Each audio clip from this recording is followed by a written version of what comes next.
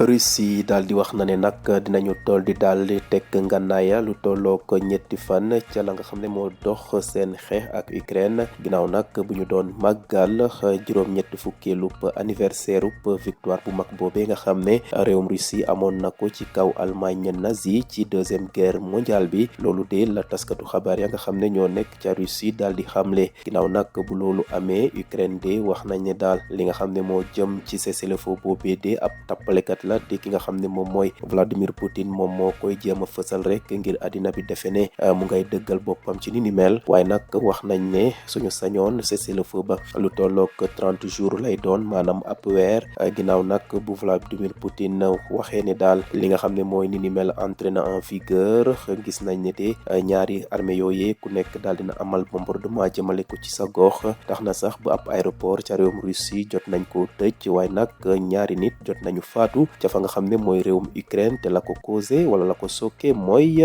bombardement yooyee des ba léegi ci goxub Europe moom nag démb daal dina egg ca fa nga xam ne moom mooy France kooki di Ahmed Al-Shara mi nga xam ne mooy président bu réewum Syrie ki nga xam ne nag mooy njiitu France di Emmanuel Macron daal di ko dalal ñu daal di nag nuyoo ca fa nga xam ne moom mooy palais d'honneur ñu daal di nuyoo nag ca fa nga xam ne moom mooy cour d'honneur bu palais présidentiel di Champs-Élysées garde républicain yi nag teewoon nañ fa ginnaaw mu ngi doon amalee conférence ñoom ñaar ki nga xam ne nag mooy Emmanuel Macron daal di na wax naataangoom ne na fexe daal ba daal di aar askan ba nga xam ne moo nekk ca réewum Syrie te bu mu nag indi benn xaajale ci li jëm nag ci wàllub seen origine wàllub seen diine ak la nga xam ne moom la ñu gëm na ko respecté ngir daal jëmal seen réew kanam.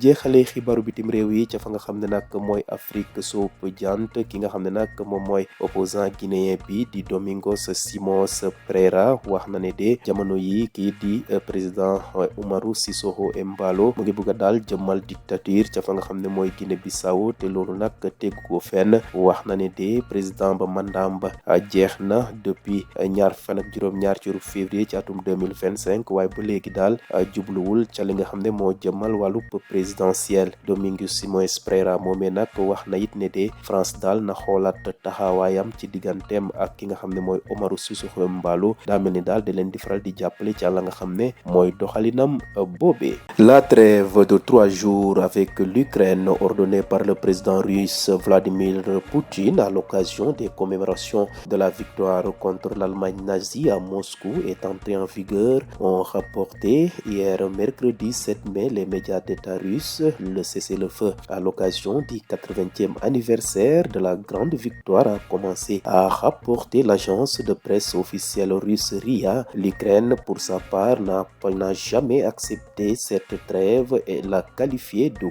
coup de communication, appelant plutôt un cessez-le-feu de 30 jours. Quelques heures avant l'entrée en vigueur de l'ordre de Vladimir Poutine, Moscou et Kiev ont échangé une série d'attaques aériennes entraînant la fermeture d'aéroports en Russie et faisant au moins 2 morts en Ukraine.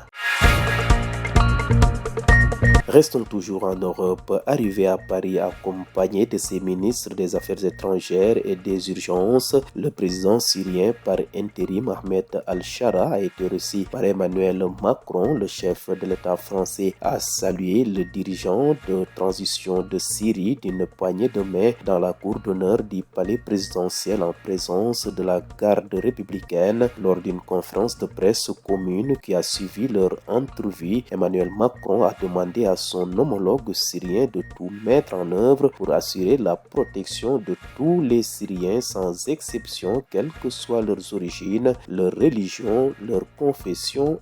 et leurs opinions. Bouclons rapide de survol de l'actualité internationale en Afrique de l'Ouest où l'opposant bissau-guinéen Domingos Simões Pereira déclare craindre la menace que fait peser le président Umaru Sissoco Embalo d'installer une dictature en Guinée-Bissau. Il affirme qu'actuellement il n'y a pas de président de la République, qu'il a dépassé son mandat qui devait se terminer le 27 février 2025. Domingos Simões Pereira appelle également la France à revoir sa position à l'égard du président Umaru Sissoco Embalo.